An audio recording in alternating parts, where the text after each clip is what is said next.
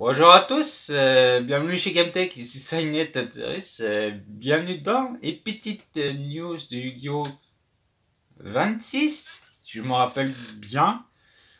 Voilà, donc on a eu pas mal de nouvelles cartes dans Blazing Vortex, pas mal de magie, pas mal de pièges, une nouvelle magie de pioche, du support pour guerrier ancien, duel avatar, monde virtuel, miroir des rêves, et il y avait je sais plus quoi, bref, de toute façon, il y a tellement de cartes, il y en a au moins une quinzaine qui est arrivée. Voilà. Donc, petit truc aussi, désolé de vous embêter, j'espère que vous allez bien. En tout cas, moi, bon, ça va, mis à part que j'ai été licencié du McDo. Bon, après une semaine, va falloir que je retrouve du boulot. Bon. Moi, franchement, autant le prendre. Moi, je le prends très bien. Ça me dérange pas plus que ça. C'est chiant que. Va falloir que je me remette à rechercher du boulot. Mais bon, c'est comme ça. En tout cas, bah, je suis désolé pour ceux qui ont été licenciés, tout ça, dans d'autres et divers endroits depuis le confinement. C'est vrai que c'est galère. C'est vraiment galère. Mais voilà, prenez, franchement, faut prendre le bien, avec le sourire. Voilà. Donc, passons avec ça. On a un petit playmate, donc un petit tapis sur Crystron, franchement, qui est assez joli. J'aime beaucoup les petits cristaux. C'est sympa. Je crois que ça, c'est pour un tapis de remote duel, je crois. Pour les gens qui participent pour un VIA, les remote duel durant le prix, c'est ça. Yu-Gi-Oh! Day. Donc, Blue Fridge, la petite magie, une nouvelle carte pioche, le jackpot. Hein. Donc, c'est, j'avais relu, enfin, j'ai juste traduit un peu vite parce qu'il y avait quelques termes que je comprenais pas en anglais. De toute façon, avec Yu-Gi-Oh! Pour apprendre l'anglais, franchement, allez-y à fond. Hein. Comme, faites du Yu-Gi-Oh! Mais si vous voulez vraiment bien apprendre l'anglais, lisez les cartes en anglais, essayez de traduire à côté pour voir ce que ça dit. Moi, franchement, ça me fonctionne super bien. C'est juste des petites astuces comme ça. Ça fonctionne super bien. C'est à force, c'est toujours les mêmes effets. Tu vois quel terme, tout ça. Puis après, ça t'apprend, quoi. Donc, en gros, c'est si, durant ta pioche normale, si tu fais ta pioche correctement, tu pioches une carte, tu places en dessous du deck, et si tu le fais, tu pioches une carte. Ah oui, en fait, c'est comme un espèce alors, non, j'y crois pas, c'est une magie de terrain. Je croyais que c'était une magie continue, mais c'est débile. Pourquoi ils ont mis... Ok.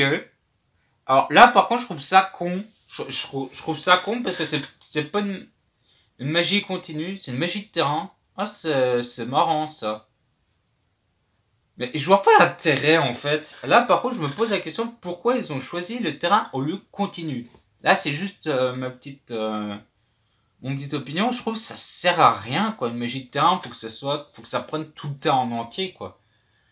Là, ce qui aurait pu être pas mal, ça serait genre une carte, un casino.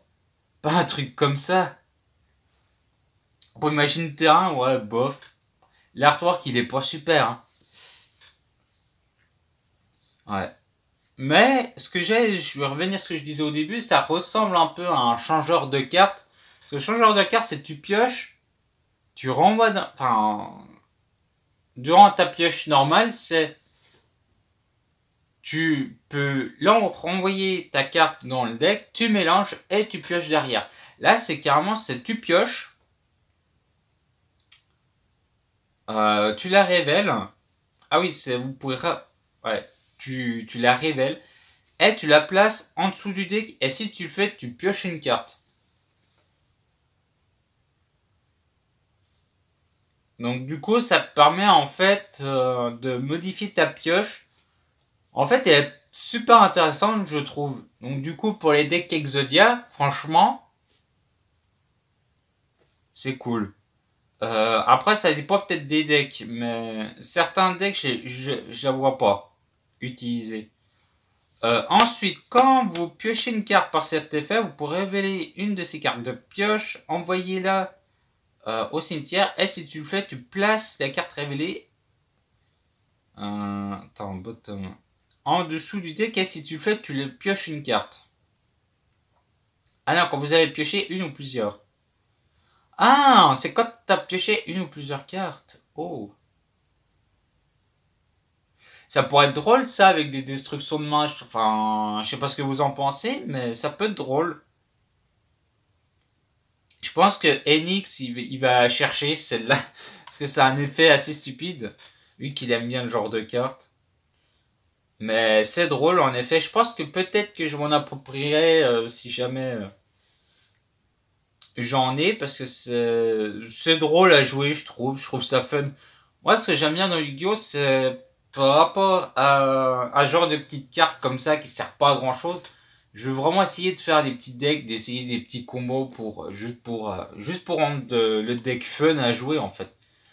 Ça va pas servir à grand chose, mais voilà, ça sera fun. Ensuite, on a station One Clock linéaire accélérateur, donc accélérateur one O'Clock linéaire. Bref.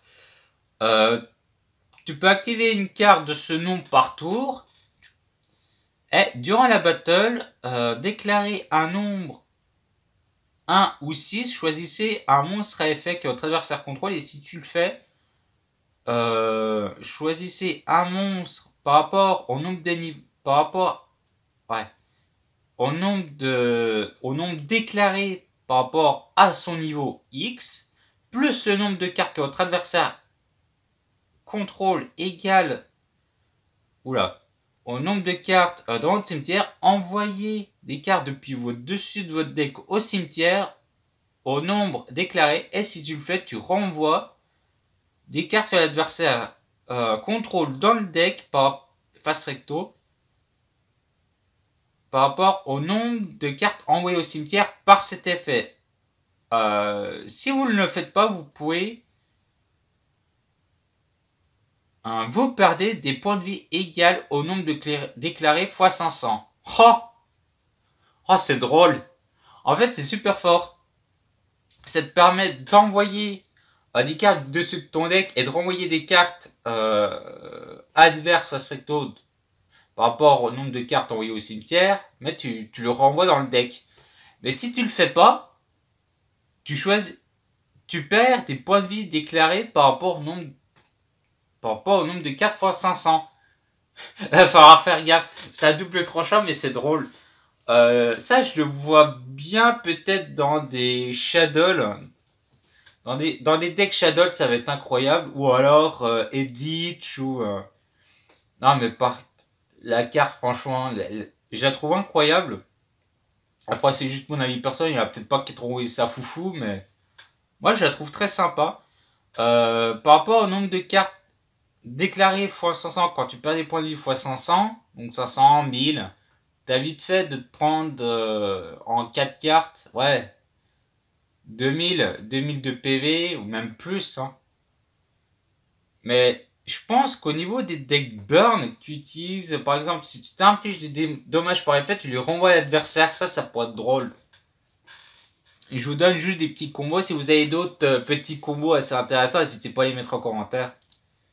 On est là pour rigoler. Donc, on a une nouvelle carte pendule, le Daika Minari Giclops. Donc, ça veut dire Cyclope Daika Minari.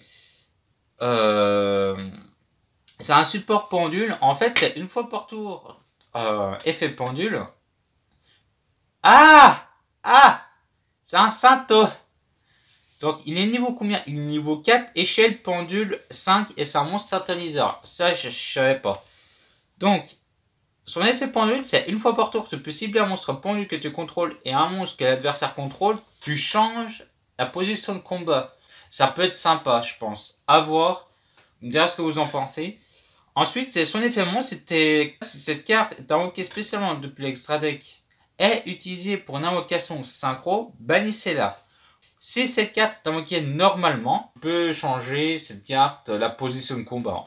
Tu peux utiliser ces effets qu'une fois par tour, pas le premier. Position de combat est changée, tu peux cibler une magie ou piège sur le terrain, tu la détruis. Si cette carte dans la zone pendule est détruite, tu peux renvoyer une carte dans la zone pendule à la main.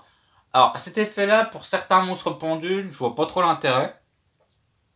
Le troisième effet, je trouve pas si utile que ça. Par contre, le deuxième effet, il peut être très intéressant. Ensuite, donc, on a Amano Kujaki. Elle me fait penser un peu une carte dans Toon Chaos. C'est un peu le même effet. Donc, c'est Démon Synthoniseur. Vous ne pouvez activer ces effets que si un monstre est invoqué spécialement du même attribut que cette carte. Donc, du coup, elle est lumière. Non, une fois par tour, durant la main phase du contrôleur de cette carte, effet rapide, tu peux donner l'échange de cette carte à l'adversaire. Et ensuite, vous pouvez lui changer son attribut et jusqu'à la fin du tour. Donc du coup, elle peut être ténèbres, elle peut être vent. Ça peut être pratique. Parce que surtout par rapport à son premier effet. Ensuite, c'est fluorescence. Donc c'est un monstre dragon. Quand cette carte est invoquée normalement, tant que l'adversaire contrôle un monstre, tu peux défausser une carte, envoyer un nombre de cartes fluorescentes depuis le deck au cimetière. Voilà, donc du coup ça te file le deck. Une fois par tour, si cette carte est envoyée au cimetière, vous pouvez changer, je pense, d'attribut de cette carte dans le cimetière, qu'elle devient ténèbres jusqu'à la fin du tour. Ça peut être intéressant dans Chaos. Ouais, elle peut être sympa. Faut voir. À tester. Ensuite, on a le bâton. Un bâton. Donc, c'est une magie d'équipement. C'est durant la main phase, vous pouvez faire perdre une attaque égale à la moitié du monstre équipé jusqu'à la fin de ce tour. Les monstres adverses. C'est fort. C'est pas mal. Si cette carte est envoyée au cimetière, quand elle est équipée au monstre, vous pouvez payer 1000 points de vie, ajouter cette carte à la main. Donc du coup, en fait, tu vas avoir un gros monstre sur le terrain, tu l'actives, boum, tu fais perdre des attaques incroyables avec cette carte. Enfin, incroyable parce que 3000, ça passe à 1005, tu lui fais perdre un petit peu d'attaque. Mais je la trouve très intéressante cette carte-là. En plus, il est envoyé au cimetière. Tu payes 1000 points de vie, tu peux l'ajouter à la main. Donc ça, c'est pas mal. C'est vraiment pas mal. Une fois que j'aurai fait le tour, n'hésitez pas à mettre des petits commentaires par rapport aux cartes. Si vous avez des petits combos, des petits decks ou lequel que ça pourrait rentrer, quoi. Ensuite, c'est Electromagnetic Raygun. Donc cette carte là, elle est assez forte. C'est tu sacrifies un monstre machine, puis tu cibles face recto des cartes pour 1000 points d'attaque qu'il avait. D'origine de 1000 points d'attaque. Donc du coup 1000, 2000, 3000, 4000. Si la 4000 en fait c'est tu pètes 4 cartes. Donc une destruction pour 1000 points d'attaque. Tu les détruis. C'est fort. Donc du coup, dans les deck machines, ça va être abusé. Ensuite, on a Guerrier Ancien Saga, donc les hommes d'honneur. Celle-là, elle est assez incroyable, je la trouve. Donc c'est une piège continue. Si votre adversaire invoque spécialement un ou plusieurs monstres, tu peux invoquer spécialement des tokens. Guerrier Ancien Dragon. Sérieux, ils ont mis des jetons de Dragon. Parce que Dragon, normalement, c'est la fusion Magicien Sombre et Red Ice. Là, c'est drôle. Bête guerrier de vent de niveau 1, attaque 500 et def. Ensuite, si un monstre guerrier ancien, un ou plusieurs monstres guerriers anciens est détruit au combat, tu peux envoyer cette carte au cimetière instantanément.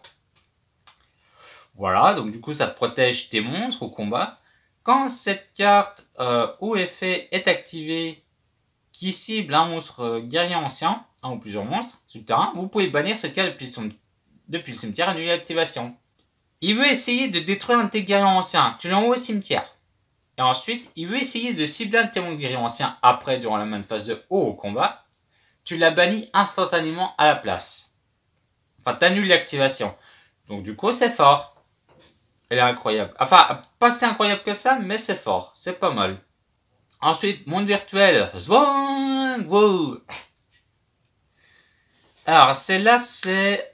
tu peux activer une carte de ce nom qu'une fois par tour.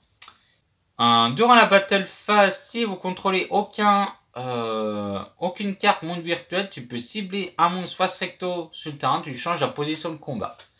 Ensuite, durant la main phase, vous pouvez bannir cette carte depuis le cimetière, puis tu cibles un monstre virtuel dans le cimetière, tu l'invoques spécialement, mais ses effets sont annulés. Puis après, tu envoies une carte depuis ta main au cimetière. Donc du coup, tu l'invoques spé, tu envoies une carte de ta main au cimetière. Cet effet-là, je le trouve un peu chiant, mais bon. En tout cas, tu peux utiliser ces effets, chaque effet une fois par tour. Donc du coup, je la trouve pas si mal que ça dans monde virtuel. Ça te permet d'avoir KSP à un monstre monde virtuel, c'est pas mal. Ensuite, duel avatar turning. Tu cibles un monstre duel d'avatar que tu contrôles, tu la détruis. Et si tu fais ta manque spéciale depuis le deck ou extra deck, un monstre duel d'avatar égale au niveau d'original, d'un niveau de plus au moins par rapport au monstre. Ensuite, c'est durant la main phase, tu peux, excepté ce tour où cette carte est envoyée au cimetière, tu peux bannir cette carte depuis le cimetière, puis tu cibles un monstre de l'avatar dans le cimetière, tu l'ajoutes à ta main. Ça, c'est pas mal, je la trouve, pour de l'avatar. En plus de l'avatar, c'est pas mal, c'est fort, donc c'est cool qu'ils ont mis du support. Ensuite, Dream Mirror. Je suis un fan de Miroir des rêves. Je la trouve très sympa, mais en même temps très chiante. Enfin, vous allez comprendre. Alors, tu renvoies des monstres Dream Mirror que tu contrôles, qui n'ont pas été sacrifiés. Non, attends.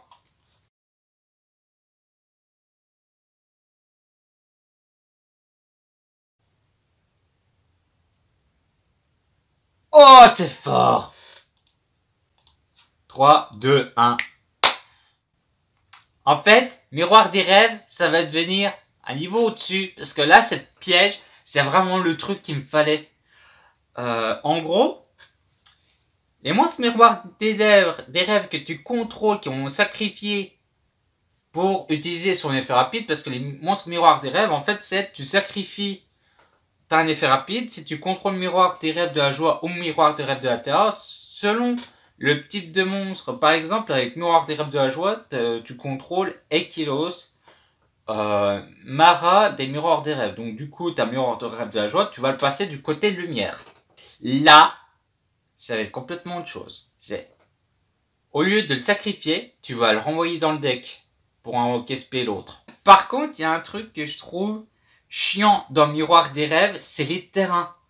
Certes, tu as une piège qui te permet de mettre les terrains, mais il faut que tu rajoutes en plus de ça terraforming. T'inverse, t'as pas de carte Miroir des rêves qui te permettent encore d'aller chercher des terrains, par exemple. Ça manque vraiment dans ce deck. Ça, sans les terrains, le deck qui tourne pas, c'est mort. Je l'adore tellement, parce que je trouve génial le concept de le deck, il est magnifique, il est génial. Mais ce qui manque, c'est d'aller chercher ces foutus de terrains. On a juste une piège. On a juste le terraforming, Metaverse. Il n'y a pas assez. J'en ai fait des duels et je peux vous dire que j'en ai perdu des duels quand j'ai pas mes terrains. Même sur Edo Pro. Cette carte-là, je la trouve incroyable. Ensuite, c'est durant la main phase, vous pouvez envoyer cette carte au cimetière, placer une magie de terrain Miroir des rêves de la joie ou Miroir de la terreur qui a été banni ou dans le cimetière. T'invoques spécialement un monstre depuis votre main qui lit spécifiquement cette carte placée dans son texte. Non mais, franchement, elle est incroyable. Je la veux absolument. Non mais, l'extension Blazing Vortex, je la trouve incroyable. C'est que du support. Il n'y a pas de nouvelle extension. La rage fantôme, elle est incroyable. Et ensuite, ils nous ont fait un nouveau paladin. Avec le dragon armé, je suis sur le cul. Voilà, un nouveau paladin. Avec le dragon armé, c'est génial. Franchement. Moi, franchement, je suis content parce que c'est dragon armé, j'aime bien, c'est drôle. En plus, avec les dragons armés du tonnerre, c'est incroyable. Enfin, c'est une scène. Alors, ce nouveau paladin fait, pour invoquer rituellement cette carte, par le dragon armé rituel. Donc voilà, la petite carte magie. Vous pouvez utiliser ces effets qu'une fois par tour. À la fin de la damage step, si cette carte a combattu un monstre invoqué spécialement depuis l'extra deck, qui était invoqué spécialement depuis l'extra deck, vous pourrez renvoyer le monstre. Attends. Ah oui, le monstre dans le deck. En fait, il combat un monstre depuis l'extra deck, tu peux renvoyer le monstre dans le deck. Ok. Pour sacrifier cette carte, invoquer spécialement un monstre niveau 5 ou plus à dragon depuis votre main ou votre deck. C'est fort. Les dragons armés, en plus, ils sont niveau 5. Enfin, ils sont niveau 5. Ils sont de type vent. Donc, du coup, cette carte-là, ça va rendre le deck encore plus incroyable. Par contre, c'est une rituel, donc c'est encore plus lent. Moi, j'aime bien les rituels. Ça dépend. Par contre, le deck rituel que j'aime pas, c'est Mégalithe. Je trouve chiant. J'ai testé, j'aime pas du tout. Certes, le deck est fort, mais j'aime pas. J'aime pas sa mécanique. Elles sont assez jolies, les statues, mais sans plus, quoi. Ensuite, c'est la petite carte rituelle. Donc, tu as deux effets. Vous pouvez invoquer rituellement un monstre, un dragon armé paladin. Enfin, paladin du dragon armé. Depuis votre main, en sacrifiant des monstres depuis votre main ou terrain, dont le nouveau total est égal à 4 ou moins. À 4 ou plus. Durant votre phase, excepté si cette carte est envoyée au cimetière. Vous pouvez bannir tes monstres depuis votre main ou face recto sur le terrain, qui est niveau 4, dont le total des niveaux est du niveau 4 ou plus. Tu peux bannir cette carte depuis votre cimetière. Et si tu le fais, t'invoques spécialement un monstre dragon armé paladin dans le cimetière. Ah, c'est drôle. Ah, c'est pas mal. Après, il a combien? Il a 1009, 1002. Ouais, c'est une petite carte, mais bon. Ça va, je trouve ça drôle à jouer. Ça peut être sympa. Ensuite, Mechabot. Il y en a qui vont être très contents. Par contre, ils auraient peut-être laissé Machina. Je préfère Machina que Mechabot. Je trouve ça plus joli. Donc, vous pouvez utiliser ces effets une fois par tour. Si cette carte est ajoutée à la main, excepté en la piochant, tu peux invoquer spécialement cette carte. Mais tu peux pas invoquer spécialement de monstres le reste de ce tour, sauf Machina, donc Mechabot. Si cette carte est invoquée normalement spécialement, tu peux envoyer un monstre Machina depuis le deck au cimetière. Oh putain. Ah, c'est fort. Elle est invoquée normalement. Niveau 4. T'envoies la citadelle. C'est trop fort. C'est archi fort. Oh mon dieu. Ah, le deck, il va monter. Il est en train de monter de niveau. C'est bien, c'est bien. Et ensuite, on avait Barrière de glace en promo. Je crois que... Alors, je sais plus, parce que je sais qu'il y en avait une, mais ça doit pas être celle-là. Ça, c'est Barrière de glace. On va voir. De toute façon, le deck de structure, je trouve... Ouais, il y a de bonnes cartes. Ça te permet quand même de remonter un peu le deck Barrière de glace, de toute façon. Donc, en tout cas, si vous avez des questions, si vous avez des petits commentaires à faire sur cette vidéo, ou si vous avez des petites idées de combos assez intéressantes avec cette carte, n'hésitez pas à les mettre en commentaire. Mettez un petit like, partagez la vidéo, et n'hésitez pas à faire un tour sur la chaîne. Il y a plein de vidéos qui vous attendent, enfin, je sais pas que du Yu-Gi-Oh! Et voilà! Abonnez-vous si vous voulez rien manquer dans l'actualité du Yu-Gi-Oh! Et on se voit à la prochaine. Faites attention à vous.